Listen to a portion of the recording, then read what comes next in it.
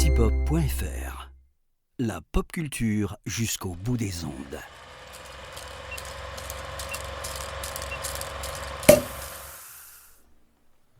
Bonjour à toutes, bonjour à tous. Bienvenue dans ce 15e numéro du calendrier de l'après de l'apéro ciné. Aujourd'hui, nous arrivons à la moitié de ce calendrier. Et pour ce nouveau numéro, on remonte loin, on remonte au 19e siècle, en 1898 plus précisément, car en effet, le 15 janvier 1898, parut la pièce de théâtre qui, à ce jour, est la plus vendue en France. La pièce de théâtre, peut-être la pièce de théâtre la plus connue pour les Français. C'est en effet le 15 janvier 1898 que Edmond Rostand publiait, vous l'aurez compris, Cyrano de Bergerac, sa pièce la plus célèbre. Alors Cyrano de Bergerac a été de nombreuses fois adapté au cinéma, par plusieurs adaptations dont nous ne parlerons pas aujourd'hui pour diverses raisons.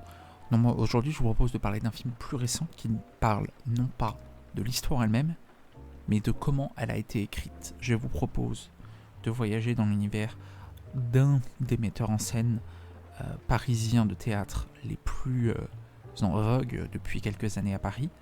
Je vous propose de voyager dans l'univers d'Alexis Michalik et dans son premier film, Edmond. Alors, Edmond, on l'a dit, voilà, c'est l'histoire d'un jeune Edmond Rostand en 1897, du coup, qui va écrire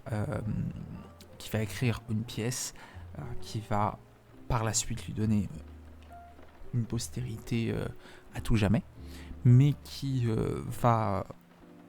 va subir en elle-même beaucoup de désagréments. Ça va être un vrai chemin de croix pour l'auteur. Et Alexis Michalik, dans une version romancée de cela, nous propose de suivre l'écriture par Edmond Rostand de cette pièce. Alors la première raison de découvrir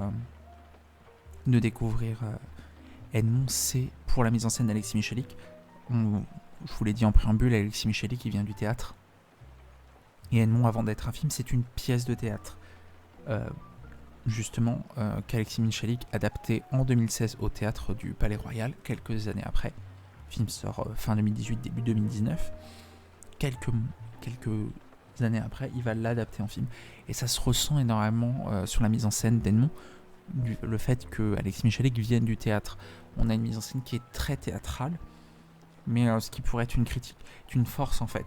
Alexis Michalik, il va adapter les codes du théâtre et du cinéma pour former une mise en scène hybride, mais absolument passionnante, d'idées, de fourmillement. C'est très original, on n'a pas l'habitude de voir ça, et ça fonctionne surtout, ça fonctionne extrêmement bien. C'est de surprise en surprise à chaque plan, à chaque scène. C'est riche d'idées en termes de mise en scène. Alexis Michalik brille vraiment là-dedans et il faut le dire,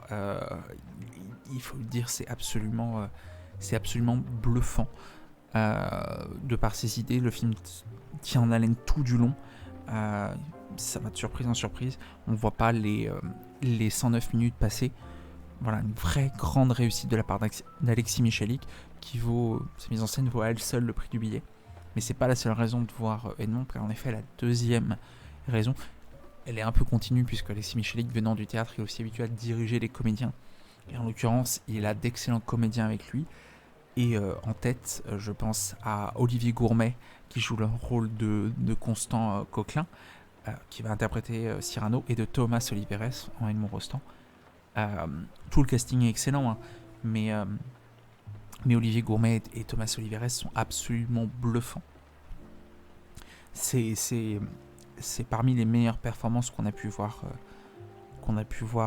sur la dernière décennie en France. Les deux matchent extrêmement bien. Il y a une richesse de jeu. On sent qu'ils s'en donnent à cœur joie de leur palette et de leur talent. Voilà, Olivier Gourmet, c'est toujours bon dans un calendrier de cinéma de rappeler l'immense acteur qu'est Olivier Gourmet.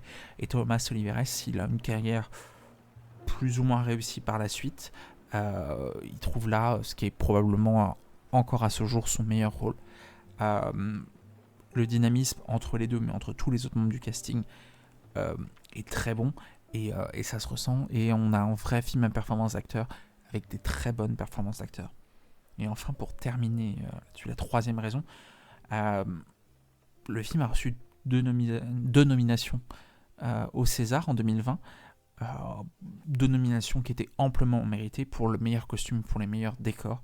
Parce qu'il faut parler quand même de la richesse des costumes et des décors. On est sur quelque chose d'époque, on sait que ce sont une période faste, riche, et l'équipe technique, Thierry Delettre au costume, Frank Schwartz et Gilles Discan à la direction artistique, vont vraiment s'en donner à cœur joie.